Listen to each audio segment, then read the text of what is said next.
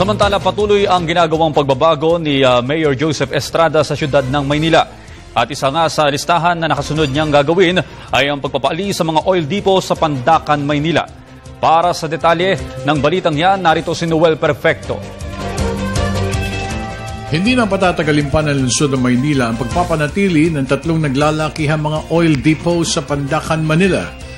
Sa nilagdaang liham ni Mayor Erap Estrada kanina, mariing sinabi ni Erap na importanteng matanggal na ang mga depot ng 3 naglalakihang oil firms ng Chevron, Petron at Shell bago pa man sumapit ang Pebrero 2016.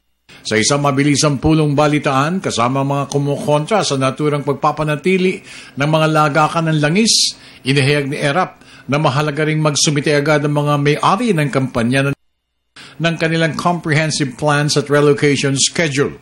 Ipinagdiinan ng pamunuan ng lungsod na kailangan umalis na agad ang mga petroleum refineries at oil depots dahil hindi na katanggap-tanggap ang mga ito sa Pandacan. Well, kailangan maalis muna sila.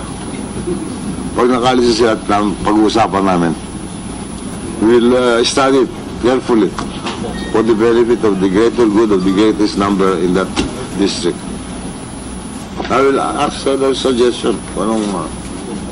They know it better than me because they live there. So, I have to ask them.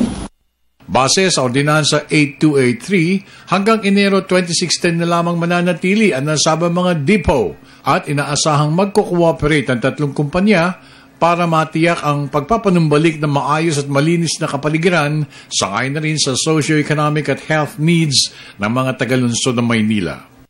Para sa Telebisyon ng Bayan, ako naman si Noel Perfecto.